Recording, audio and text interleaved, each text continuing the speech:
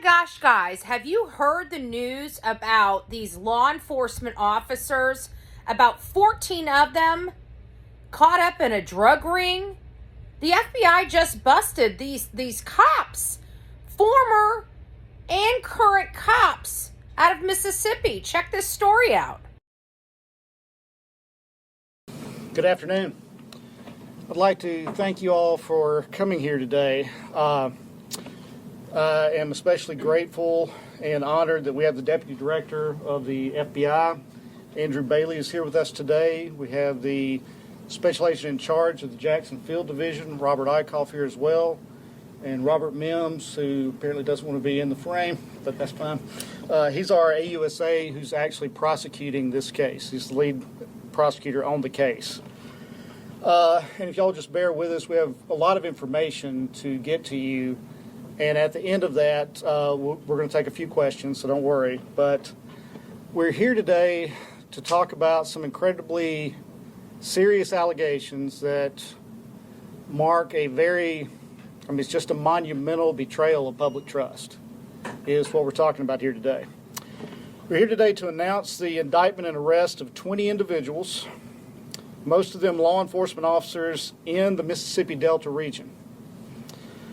The indictments generally allege the taking of bribes to attempt to aid and abet drug trafficking as well as associated crimes.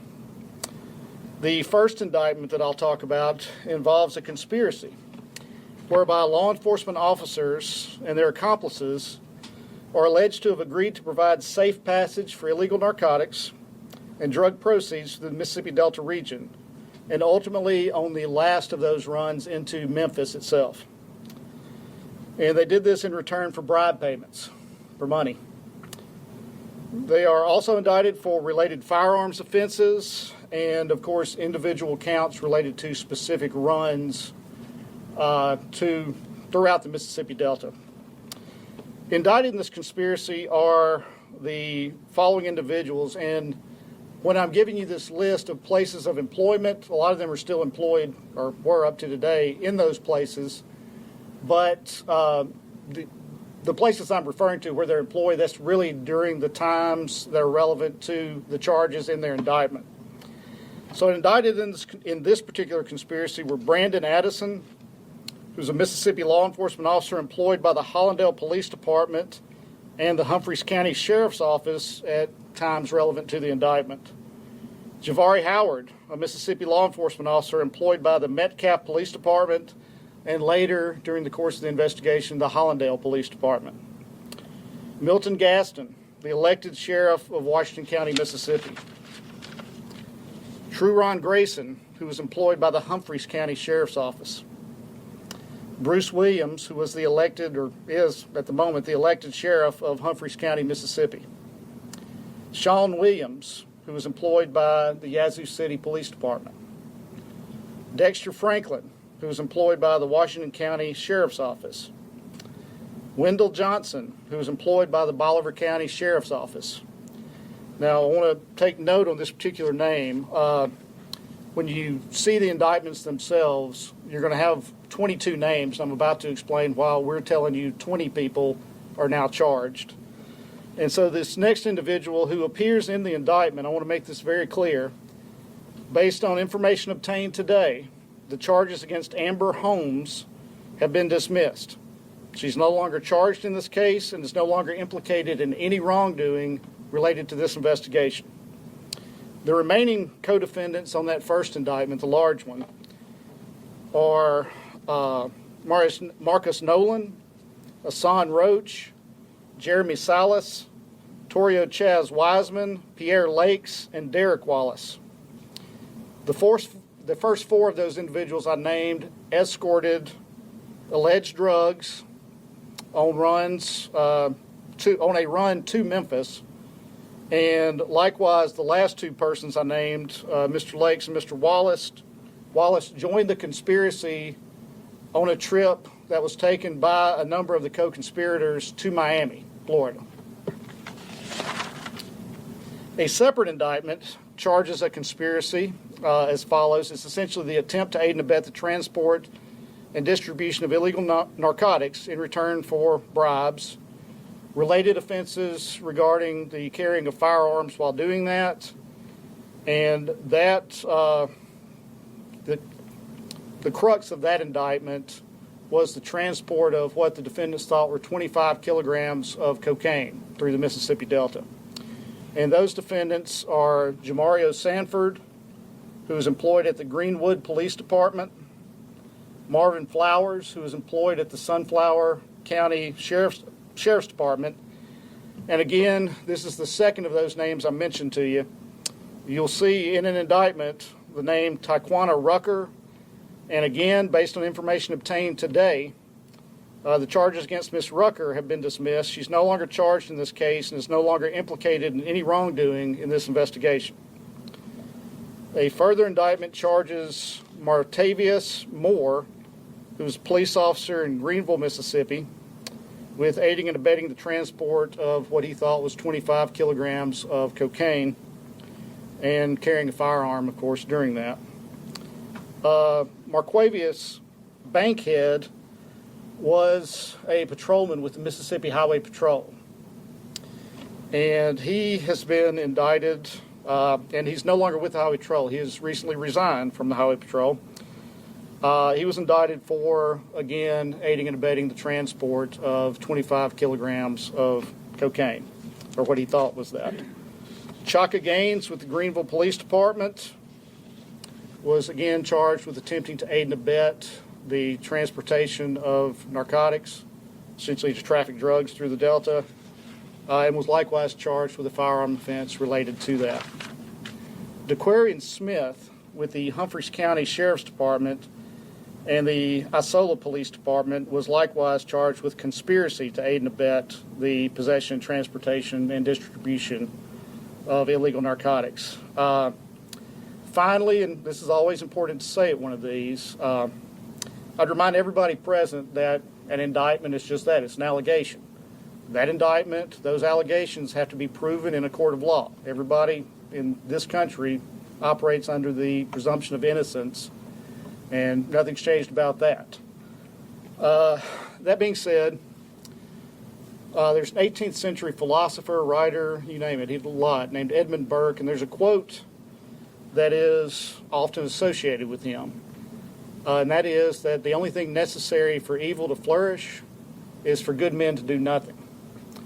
And I am before you today profusely thanking the good men of the FBI, because they'll tell you a little bit more about the investigation itself, but this was a years-long investigation. This wasn't anything that happened overnight. They invested a lot of time, a lot of resources into conducting a very thorough investigation that continues today. And I cannot thank them enough. The work put in by Assistant United States Attorney Robert Mims has been phenomenal. And I just appreciate the fact that good men and good women are standing in that breach to try to restore confidence in our law enforcement agencies in Mississippi.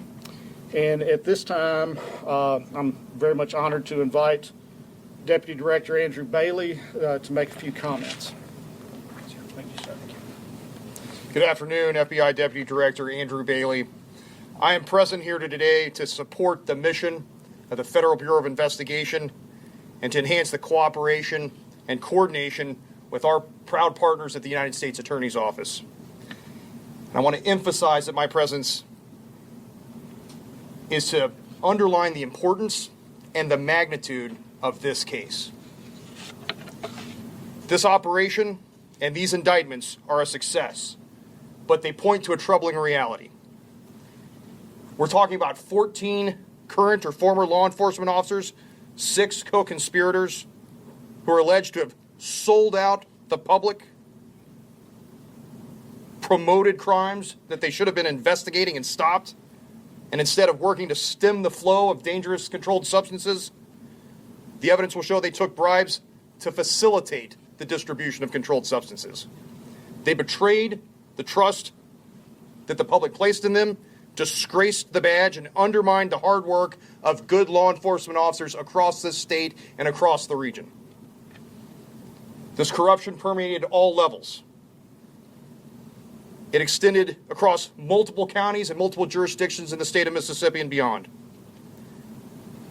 But the Department of Justice and its subcomponent, the FBI, will not allow the wrongdoing and wrongdoers to get away with it.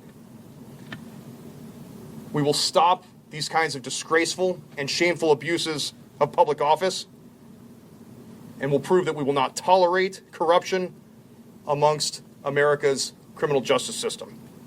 I want to acknowledge the brave men and women of the FBI Jackson Field Office and the incredible work they did leading this multi-year complex investigation. I want to thank members of the SWAT and HRT teams for their professionalism in apprehending the suspects, these corrupt officers, without incident. I want to thank our state and local partners for supporting this team effort. I want to thank the Criminal Investigation Division's Public Corruption Unit for leading these efforts. I want to thank the United States Attorney, Clay Joyner, for his partnership in this endeavor, and Attorney General Bondi and the entire DOJ for their leadership and guidance in these matters. This administration has worked tirelessly to support the FBI's work across the country, and we are grateful. As to the broader significance, public corruption is a crime against the entire community, against all citizens, and against the rule of law itself. It leads to the loss of trust in law enforcement and erodes the justice system, thereby endangering citizens. Mississippi communities deserve better. The American public deserves better. Let this be a lesson for those sworn to serve the public that if you're a good law enforcement officer, the FBI will always stand with you. But for those corrupt individuals who abuse their office, we will come for you and hold you accountable.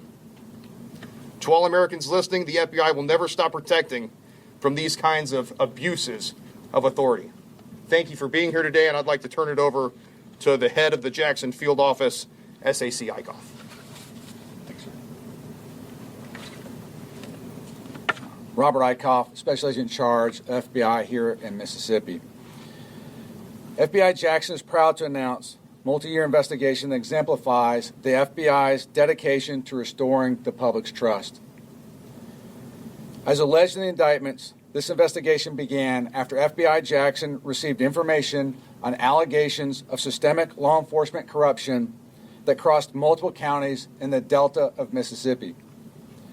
These corrupt law enforcement officers provided protection to those whom they believed were drug traffickers in exchange for bribe payments. Each of the law enforcement officers arrested had taken an oath to protect and serve their respective communities, an oath that they violated. The positions of these arrested officers range from patrol officers up to police chiefs and sheriffs. This type of corruption strikes at the heart of community. It erodes public confidence and undermines the strength of law enforcement integrity. Earlier this month, the FBI responded to the mass killing in Leland, Mississippi. During many interviews, we learned of the community's distrust of select law enforcement officers. Let me know what you think. Don't forget to like, share, and subscribe to the Bullhorn Betty channel. Take care.